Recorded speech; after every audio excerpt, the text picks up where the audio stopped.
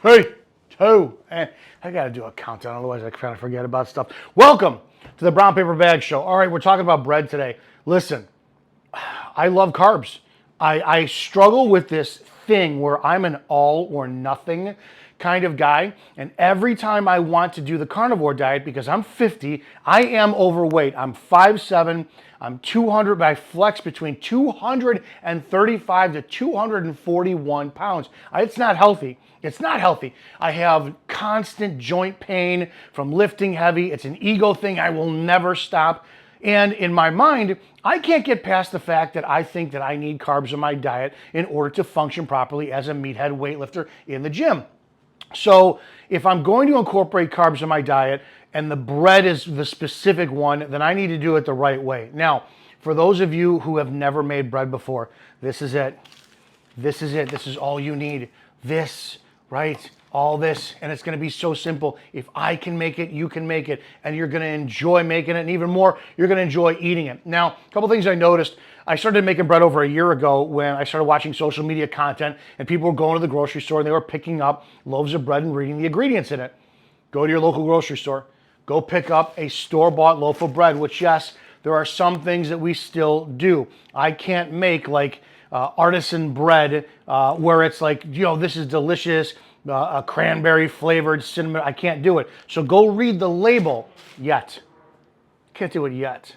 But mother effer, I'm coming for you. Go read the label of what the ingredients are in bread. It's a ton. And then when I went online and I Googled, I said, what's in bread? Flour, salt, water, yeast. That's it. Now, I want to get to the point. Sourdough bread is what I'm really interested in making. I have seen the talent that so many of you have done with your sourdough, and I'm so beyond impressed with it. I'm not there yet. That sourdough starter, that thing's a son of a bitch, and I'm just not there yet. So again, I want bread because I love the taste. I love the texture. I love, just the Italian, the French bread type. That's what I want, and we're gonna make it today. You only need, again, water, salt, yeast, and a flour. And we went, I go the cheap route. I've got great value from Walmart, bread flour, enriched and unbleached. Now I'm sure that there are many of you out there who I will hope will put in the comment section where there are healthier options to get. I would love to see that. I did the same thing with yeast. I went with the fast acting yeast because I don't have an hour to sit and wait for this thing to F and rise and whatnot.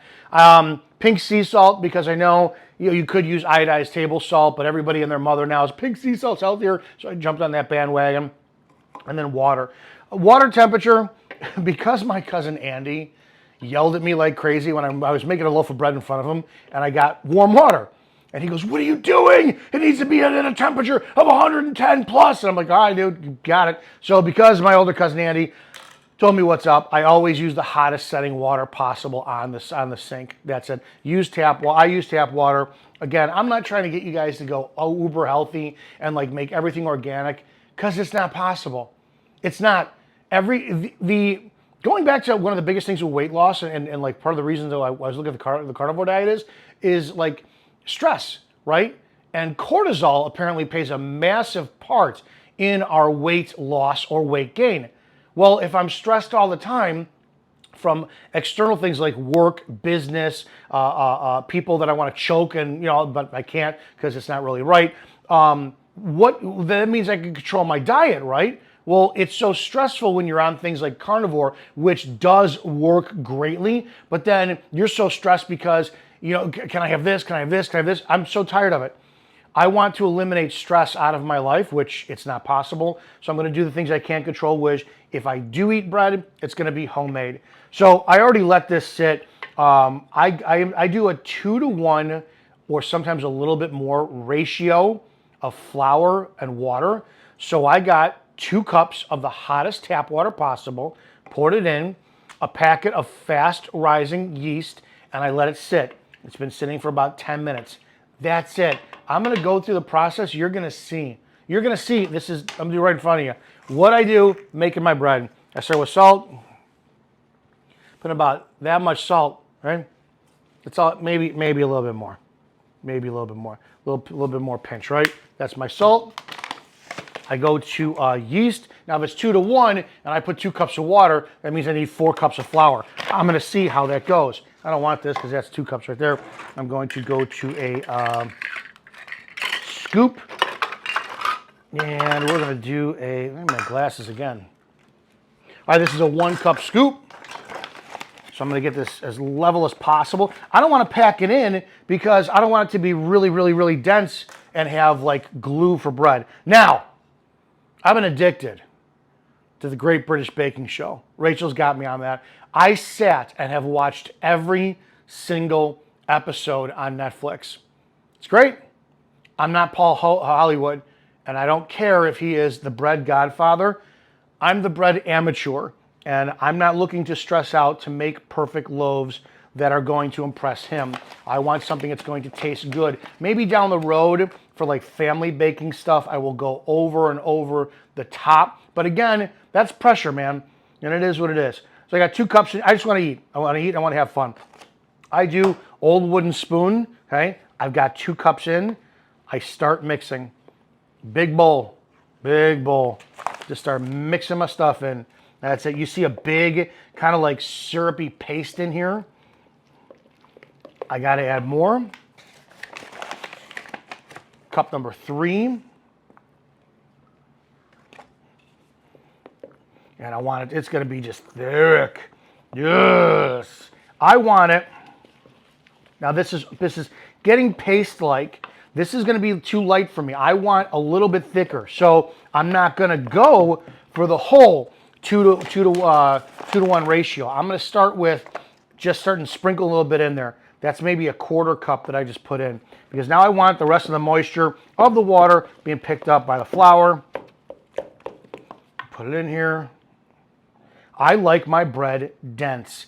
I like my bread. I sink my teeth. I gotta rip it off like a savage Viking. You know, even though I'm Italian, don't want to disrespect that. Man, that's how it is.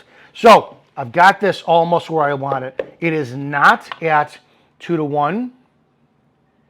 It's maybe I put in 2.5 cups of flour. Excuse me. Did I do 3? I don't know. Watch the video again. Watch what I did. I think I did.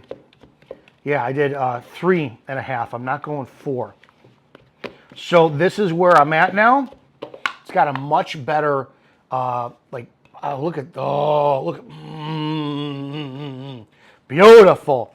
That's it. That's all I do. I'm going to let this come in here. I'm going to take my whatever's the leftover bread on there. I want that on there. Oh, I cannot wait to eat this later. One of the biggest things that I noticed about eating your own bread, and it was huge to me, was the lack of insulin crash that I experienced and bloat. If I have a half a slice of store-bought white bread, Wonder Bread, and I'm not disrespecting, I'm not saying this happens to everybody, I'm saying this happens to me specifically, it's delicious. You throw it in the toaster, you put some salted butter on there, oh my God, Minga, it's fantastic. But immediately, my stomach, which I haven't eaten anything yet today, okay, that's my gut. It'll go out to here when I do wind up having it. I have, for the most part, I could feel my abs, I have massive, distended, fat gut from bloat, and I can out-eat any of you. It's insane. So what I did notice was when I started to eat the homemade bread, there was no bloat, no insulin crash. You saw Rachel and I in the other video. We did a pizza bread, garlic bread, and toast the other day, and she ate almost 24 inches because I made 2 big slices. I ate 2 feet of bread, and it was probably about almost 3 inches wide. And we're sitting there. I ate what she couldn't finish. I ate the rest of her stuff, and we're sitting there, and I'm like, "Hey, I'm not tired." So neither am I. No crash, no bloat. You just notice it. If anything, that's one of the number 1 reasons to make your own bread is the lack of insulin spike that I seem to get and the crash that you eat. It is. But I started limiting my carbs at the end of the day. So if I do crash, screw that. I go right to bed. And don't shut up. Shut up. I know you're going to go, well, you just shouldn't eat your carbs before bed. Because you shouldn't do a ton of shit. I still smoke cigars like crazy, and I ride motorcycles without a helmet. So don't tell me whether or not I can do that with my carbs at night. So there's that. This is going to be, remember I got that yeast in there. So I'm just going to cover it. I'm going to let it sit. The other day, now this is called proving, I guess. I'll let it rise. When you do a normal yeast, it's got to sit for about 2 hours. The other day, I made a loaf about 9 o'clock at night, and I let it sit in the fridge until 3 o'clock in the afternoon the next day. So when it comes to this, you have to decide, what do you want? Cold proving, room temperature proving. Online, it says something about the fact that you shouldn't let it prove more than 3 hours on room temperature. But then again, isn't that the whole basis behind sourdough? So I don't know. This is why I don't get too stressed about it. I just want to make something that's delicious. So we're going to let this sit for probably about an hour and come back to it and take a look. All right, let's check this out. It's been over an hour because I've had some other stuff to do. But this is now, the volume of the dough has increased about twice the size of it. I'm not sure, for all of you wonderful bread makers out there, don't you guys do something where you poke it, and if the dough rises, which that clearly didn't, it's ready. But I'm going to roll this now with the magic of video editing. I'm going to show you what I'm going to do now, but oh wait, you got to roll it, and then I know what I was talking about. Never mind. What I was talking about, that's after you knead it and you put it back. I missed a step. All right, so what I'm going to do is now I'm going to sit there and I'm going to work my dough a little bit, knead it. So I'm going to clean the counter off, put some dough flour on there, and I'm going to get my wooden spoon from before, and we're going to get all the dough out of this. So I gotta get this on the countertop.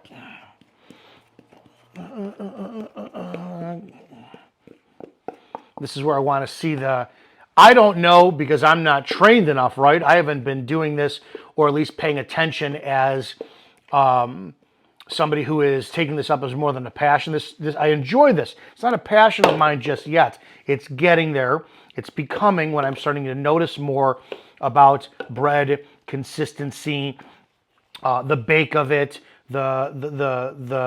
where I have the temperatures and what it's turning out to be. I'm not seeing yet what it's like in the process. Meaning, I know exactly. Like some of you guys out there who are professionals in this, you guys know where your bread is when it comes to like, this is ready, or this is proved long enough, or I need to know it needed. You get what I'm saying, right?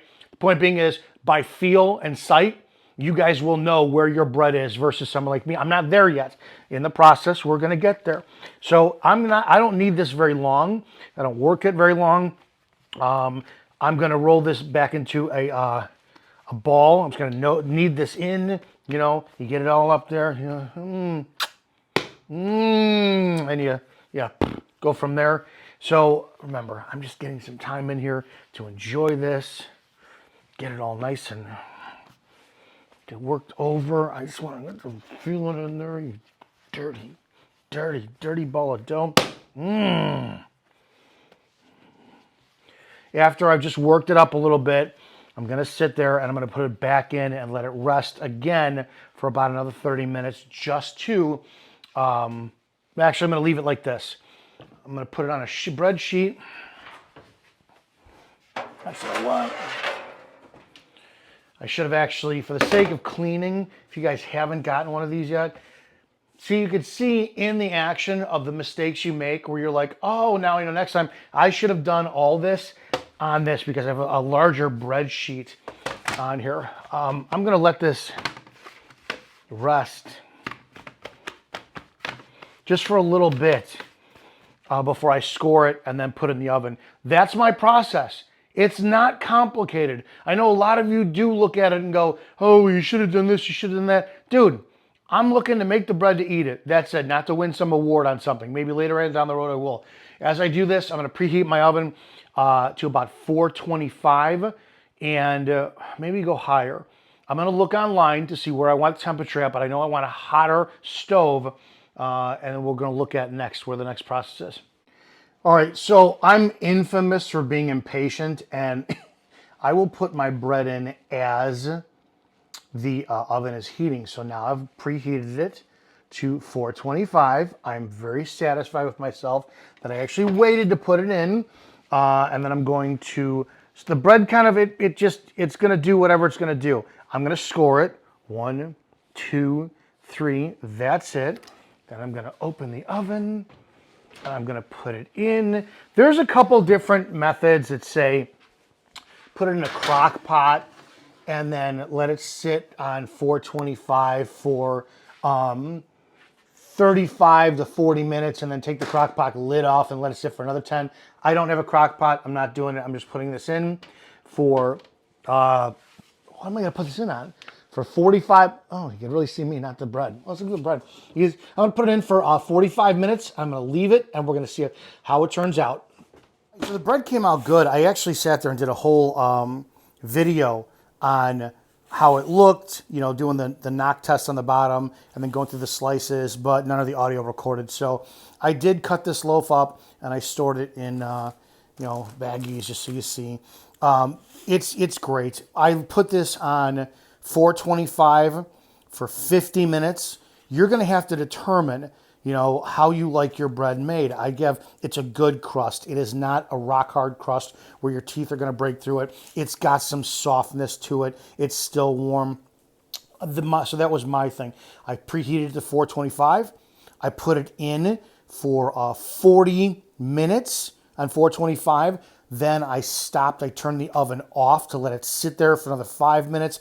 It turns out it wasn't the golden brown wasn't to where I liked it just yet. So I put it back in the oven for another 10 minutes to get back up to 425. You're going to have to experiment to see what you like. But ultimately, this is how it turned out. It is good. I'm loving it. Again, the last audio that I had did not record in there. So here you go. Go make your bread. Go eat it. Go love it, because we're about to. All right, make sure you subscribe. Tell us what you think, what you like, what you want to see us cook or bake, and we will see you on the next video.